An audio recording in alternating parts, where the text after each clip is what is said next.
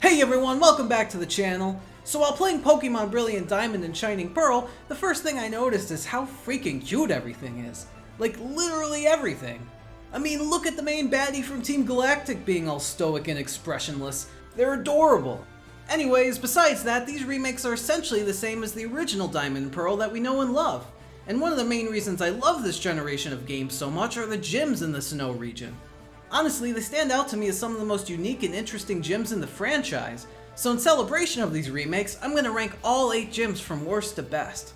I'm going to be judging them based on how interesting I found the puzzles, as well as the aesthetic of each gym. Anyways, with that, let's go! Starting things off at the bottom spot, we have the Otterberg Gym, which is the first gym in the game as well. In order to unlock the gym, you do have to find Rourke, the gym leader, in the Otterberg mine, where he'll then show off his rock smash acting like he's too cool for school, and then run off to the gym where him and his Onix will get Mac punched in the face by Monferno.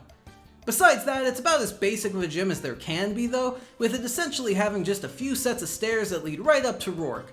There are only a couple of trainers along the way, and there's even a path to avoid them too if you want. There's just not much to this gym for me, so it's an easy choice for the bottom spot. Coming in at number 7, we have the Hearthome Gym, where Fantina, the gym leader, focuses on Ghost-type Pokemon.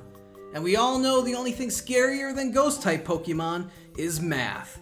That's right, for the Hearthome Gym, in order to progress to the gym leader, we just got a pop quiz and have to solve math problems. Each floor you're given an equation with 3 answers corresponding to 3 doors, with the correct one leading you further into the gym, and the 2 wrong ones sending you to a trainer battle. They do throw a memory question at you at the end to switch things up, but besides that, all that's here are math questions.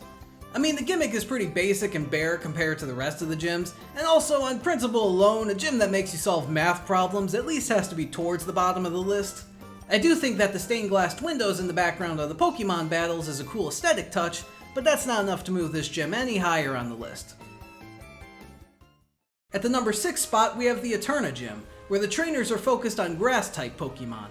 In order to get to Gardenia, the gym leader, you have to play a game of hide and seek with the rest of the trainers in a room that's full of trees.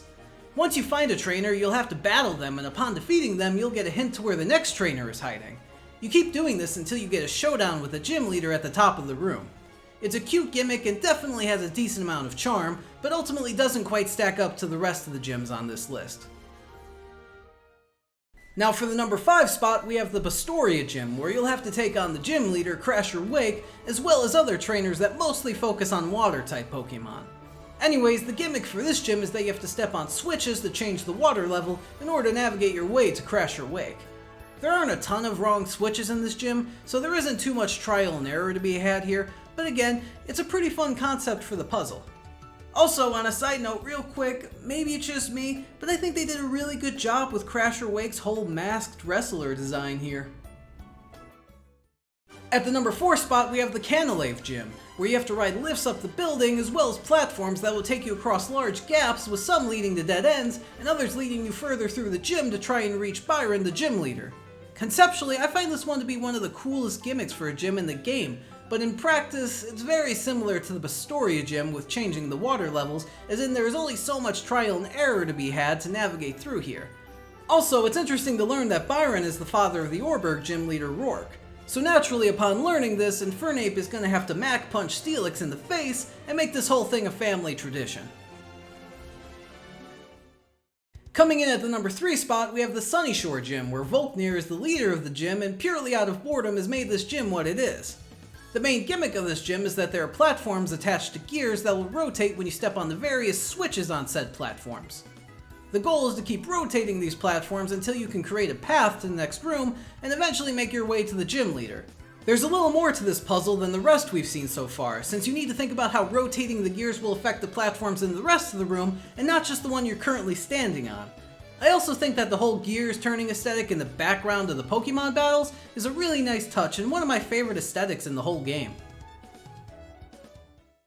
At the runner-up spot at number 2, we have the Veilstone Gym, which is a dojo made up of several smaller rooms with trainers residing in them ready to show off their fighting-type Pokemon. The trick here is you have to move panels around to try and progress forward to try and reach the gym leader, Maylene. This is such an interesting puzzle to me, since you have to continually think a couple steps ahead with how you're moving these panels, as opening one path could be blocking another.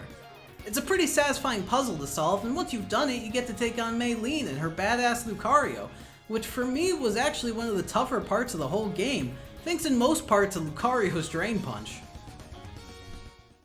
And at the top spot, we have the Snowpoint Gym. This gym's floor is covered in ice with little patches of snow here and there to stop you from continually sliding around. The goal is to use the momentum of sliding around on the ice to destroy the various snowballs that are blocking the path to the gym leader, Candace.